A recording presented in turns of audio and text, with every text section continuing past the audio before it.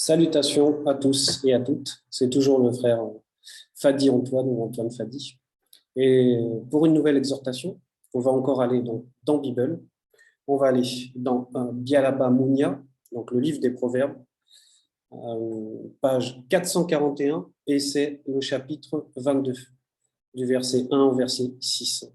Donc Bialaba Mounia, page 441. Donc Bialaba Mounia, c'est les Proverbes. Et à côté de, on va dire, de cette parenthèse qu'on dit proverbe, il y a la sagesse.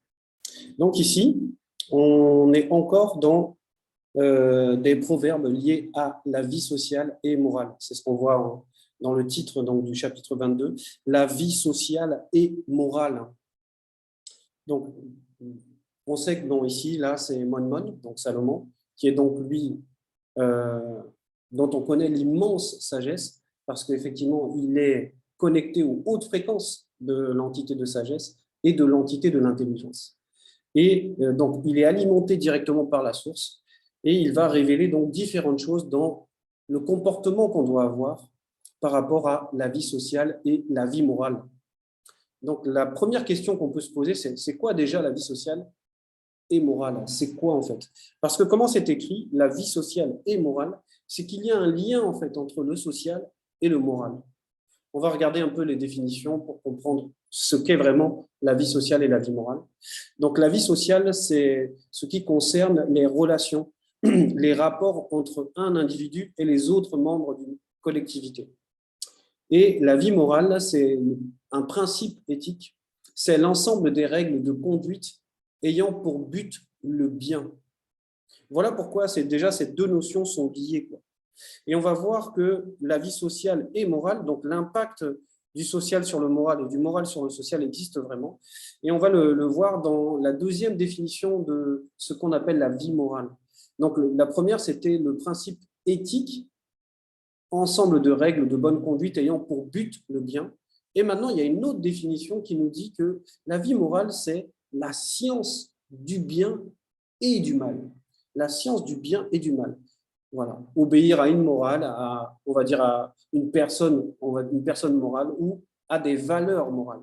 Parce que cette science du bien et du mal, effectivement, c'est vraiment le cœur même de la morale. La science du bien et du mal. Puisqu'on le sait, il y a même, on va dire, une entité qui est l'arbre de science du bien et du mal, ou du bien et de son contraire, puisque c'est ce que veut dire le mal. Ça veut dire ici que c'est par déjà la morale même qu'on peut s'approcher du spirituel, puisque les lois morales sont issues du spirituel. Et les lois morales nous permettent de distinguer ce qui est bien de ce qui est mal. Parce que c'est ce qu'il y a en réalité, c'est ce qu'apporte la vérité. La capacité de distinguer le bien du mal, le vrai du faux. Donc, c'est ce fondement-là dont on va parler, c'est-à-dire la vie sociale et morale, comment on doit se comporter en fait dans la vie sociale et morale. Le premier verset donc, du chapitre 22 nous dit « Une bonne réputation vaut mieux que de grandes richesses. » L'estime des autres est préférable à l'or et à l'argent. Donc, c'est encore, on voit des paroles de sagesse de Mon, qui était lui-même très riche, mais qui, encore une fois, va montrer que ce n'est pas la richesse du visible qui va prévaloir pour le spirituel. C'est déjà là, comme il le donne là, une bonne réputation. Ça veut dire que c'est déjà une valeur morale et que la valeur morale a déjà plus d'importance que la valeur physique charnelle que va représenter l'or et l'argent, par exemple. Une bonne réputation vaut mieux que de grandes richesses.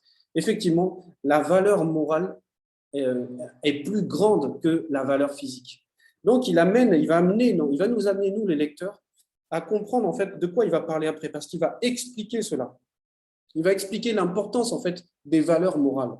Dans le verset 2, il nous dit « Le riche et le pauvre ont ceci de commun, : ils respirent le même air. » C'est vrai que quand on lit cette phrase, elle est toute simple en fait, elle est facile à comprendre dans son sens premier, mais quand on rentre dans la profondeur, une phrase aussi simple est d'une profondeur extrême en fait. Il y a beaucoup de choses derrière cette petite phrase, puisque le riche, et il commence par le riche et le pauvre ont ceci de commun. Oui, il va commencer par la richesse, et il va aussi expliquer le contraire, un peu comme le bien et le mal, le contraire, l'extrême de l'autre côté de la richesse, c'est-à-dire la pauvreté. Et il explique que ce soit la richesse ou la pauvreté, ou une personne riche ou une personne pauvre, en fait, elles sont dans la même condition en réalité. Et cette condition, il explique, ils respirent le même air. Ça veut dire que les deux sont soumis à ce qui est déjà établi, à des règles, à des lois qui sont déjà établies. Le riche et le pauvre peuvent symboliser aussi, par exemple, une inégalité, une différence en fait. Mais que même dans la différence du visible, avant cette différence, que cette différence du visible ne puisse exister, en fait, il y avait déjà quelque chose qui a été manifesté de base pour les deux, c'est-à-dire en fait la présence de la loi. Et ça, c'est une notion qui est très importante parce que derrière cela, ce que Mon essaie de nous faire comprendre, c'est que ce n'est pas l'état dans lequel on est par rapport à l'argent, on va dire, qui peut, par exemple, nous sauver. Ce n'est pas le fait d'être riche qui fait qu'on est sauvé. Ce n'est pas le fait d'être pauvre qui fait qu'on est sauvé. Ce n'est pas ça, en fait. C'est l'état de notre morale qui permet qu'on puisse être sauvé. Et en fait, le fait de dire qu'on respire le même air, ça veut dire en fait qu'il n'y a pas de traitement inégal de l'un par rapport à l'autre. Les deux sont dans la même, on va dire, condition. En réalité, ils sont dans la même condition. Ça veut dire qu'on ne va pas juger sur la richesse, mais on va juger sur l'état moral. Je vais prendre cet exemple, c'est comme des coureurs qui font le 100 mètres. Voilà, ils ont pour but de gagner en fait la course, de remporter la victoire, d'atteindre. Voilà. On va dire qu'ils sont dans on va dire le fait de faire la course, ils respirent le même air.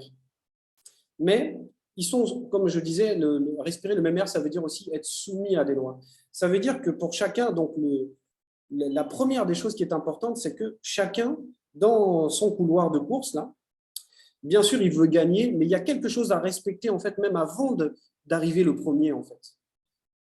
On va dire, c'est ce qu'on appelle déjà la loi morale. Avant de vouloir parler du spirituel, il faut déjà qu'on soit en conformité avec la loi morale.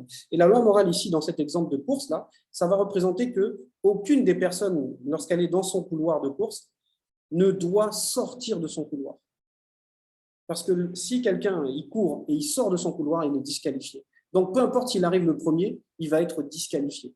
Ça veut dire qu'il y a une manière de se conduire, en fait. Pour pouvoir atteindre le but qui est spirituel, il faut néanmoins passer par un comportement moral. Et il va expliquer ce comportement moral parce qu'il n'est pas lié au fait d'être riche ou d'être pauvre. Il est vraiment lié aux valeurs intrinsèques de la personne. Voilà ce qu'il va dire dans le verset 3. Un homme prudent voit venir le malheur et se met à l'abri, virgule, oui, point d'exclamation. Le sage connu voit le danger et se cache, virgule. Les ignorants y foncent tête baissée et le paient cher.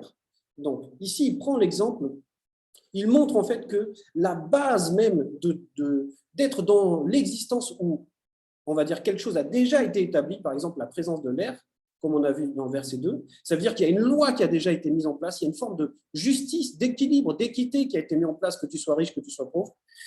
Il explique que dans cette vie-là, il faut néanmoins avoir un fonctionnement de discernement. Il dit, un homme prudent voit venir le malheur et se met à l'abri, virgule. On va commencer par là. Un homme prudent. Donc, ça veut dire que cet homme-là, il a déjà reçu une forme d'initiation. On l'a déjà enseigné à discerner ce fameux bien du mal. Parce que si quelqu'un est prudent, c'est parce qu'il sait, il a la connaissance que le mal existe. Donc, il explique que déjà, avant même de parler de choses spirituelles, déjà dans la base de l'existence, il faut avoir déjà reçu une forme d'initiation qui va représenter ici la morale, c'est-à-dire cette science du bien et du mal, en fait. Donc, l'homme prudent, c'est-à-dire un homme qui a déjà utilisé son discernement, son sens logique des choses, qui a déjà reçu cette première initiation, il voit venir. Ça veut dire qu'il a une vision déjà.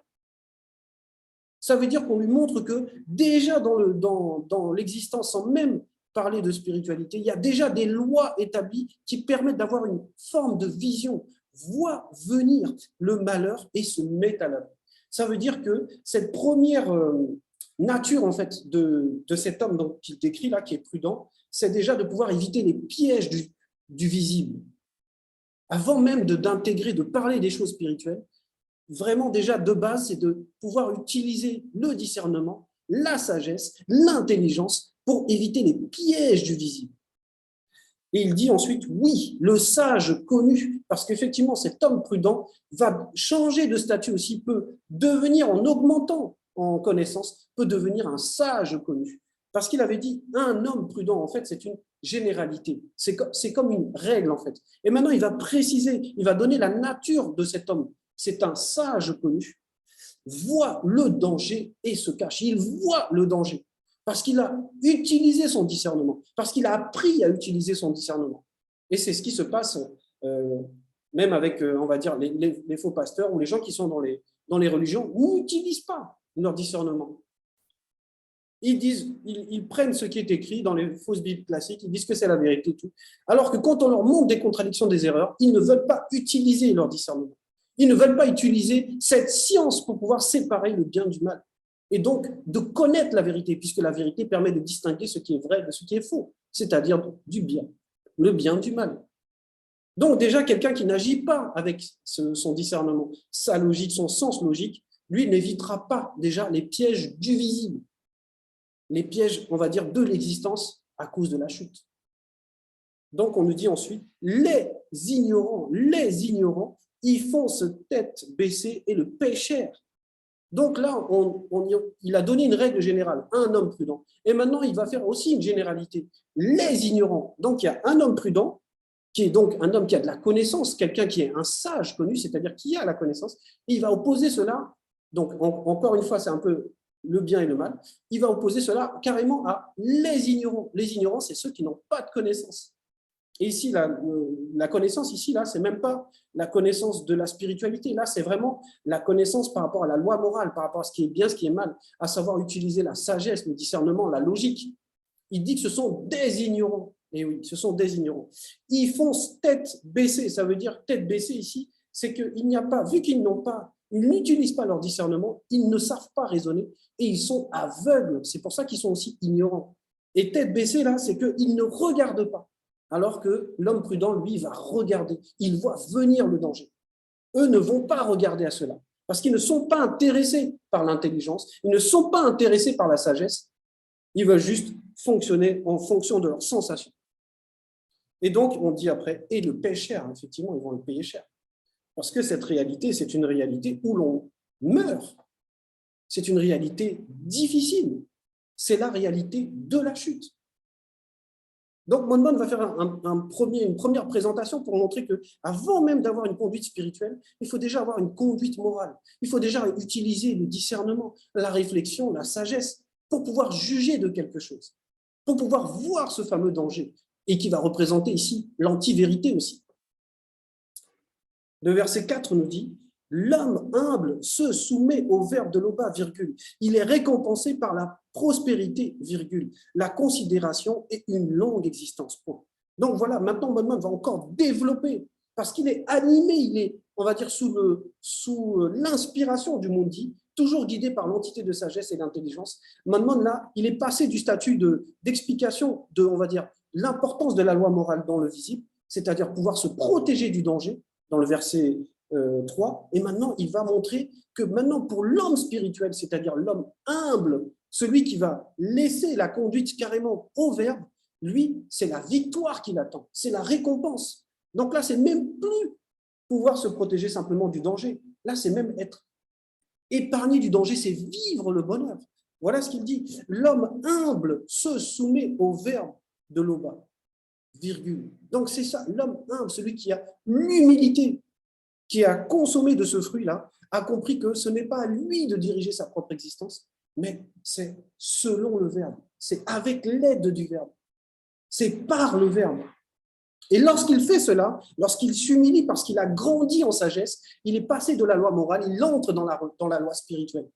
Et c'est là que l'humilité, là, c'est vraiment la porte pour la loi spirituelle, c'est se soumettre. L'homme humble se soumet au verbe de l'Oba, virgule. Il est récompensé par la prospérité. Donc, on nous explique que réellement, la richesse, c'est la soumission au verbe. Parce que c'est cela qui ouvre la porte à la richesse. Puisque la prospérité, c'est la richesse. virgule, la considération, puisque effectivement, ça reste toujours une valeur morale. C'est comme la bonne réputation. On va considérer lorsque le sage va parler, lorsque l'homme qui est soumis au verbe va ouvrir la bouche et va dévoiler la connaissance. Là, on va être stupéfait, on va dire, c'est beau. Et c'est exactement ce qui se passe quand on écoute Zulu Lassan. C'est cette connaissance et cette pureté dans la connaissance, puisque derrière cette connaissance, c'est toujours la justice, parce qu'il y a toujours cette notion de bien et de mal, de pouvoir distinguer ce qui est vrai de ce qui est faux, parce que c'est juste de pouvoir distinguer les deux, lorsque on n'a pas de vision.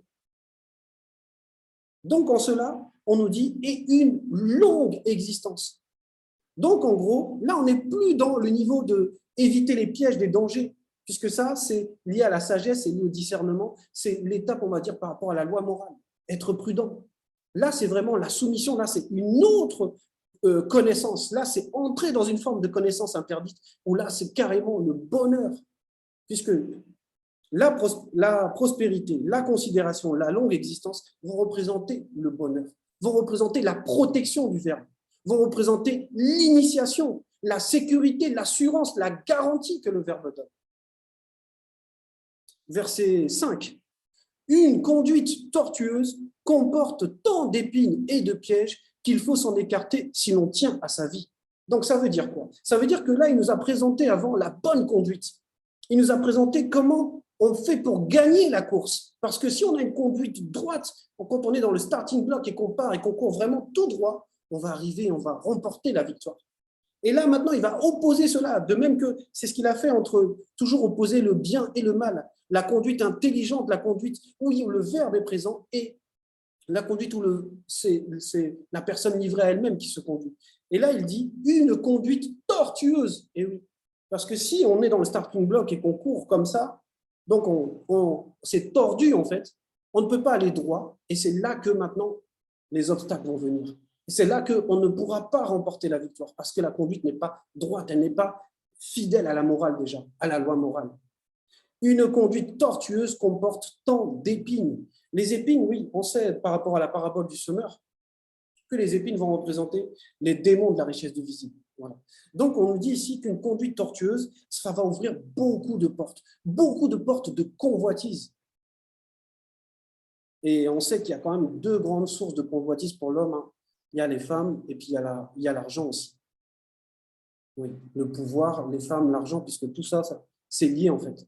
Donc ici, ce sont les démons de la richesse du visible qui vont, on va dire, ce riche ou ce pauvre-là, qui vont l'influencer en fait, s'il n'a pas une morale droite, s'il n'est pas soumis au verbe. Une conduite tortueuse comporte tant d'épines, et les épines vont représenter effectivement beaucoup de convoitises. Et ensuite, on nous dit « et de pièges », et les pièges vont représenter les désobéissances. Et les désobéissances qui vont conduire à la chute, en fait. Puisque le piège, là, c'est que quand on tombe dedans, on sort plus. Le piège, c'est que on va dire, ça va se refermer. C'est une circonstance grave. Donc derrière, ça peut être les démons guerriers ou les démons de circonstance. Mais c'est quelque chose qui nous enferme, parce que quand on est piégé, on sait qu'on ne peut pas sortir. Et il le dit ensuite, hein, qu'il faut s'en écarter. Donc ça comporte tant d'épines et de pièges qu'il faut s'en écarter si l'on tient à sa vie. Donc là, il met l'accent, il met l'accent sur l'importance d'avoir une conduite droite. Parce que ce n'est pas un jeu, cette réalité. Ce n'est pas un jeu. Verset 6. Donne de bonnes habitudes selon le verbe à l'enfant, dès l'entrée de son existence. Il les conservera jusque dans sa vieillesse. Donc, c'est un peu comme l'exemple du verset 2, là, par rapport à qu'il respire le même air ou l'air, on va dire, est arrivé avant même. Ça veut dire que dans la création, les lois ont été placées avant que ceux qui doivent suivre ces lois arrivent. De même que dès que l'enfant arrive, puisque c'est ce qu'il est dit là, donne de bonnes habitudes selon le verbe à l'enfant dès l'entrée de son existence. Ça veut dire ne le laisse pas seul, ne le laisse pas livrer à lui-même, transmets l'héritage.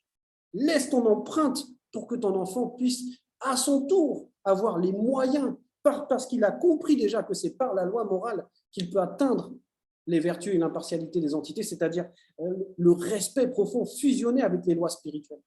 Donc, quand il dit « donne de bonnes habitudes », les bonnes habitudes ici, ça va être ce qui a de la valeur moralement. Ce sont les lois morales, les bonnes habitudes. Et on nous dit dès l'entrée, dès le commencement, parce que dès le commencement, il y avait déjà des lois, il y avait déjà des entités qui étaient là pour guider. Donc, Mon juste montre que c'est le même schéma qui se répète, qu'il est important de transmettre et de bien transmettre. C'est pour ça qu'il faut donner les bonnes habitudes. Voilà. Donc, c'était l'exhortation pour aujourd'hui. Si vous avez des questions, vous pouvez les poser sous la vidéo. L'Oba est toujours glorifié. Ainsi soit-il.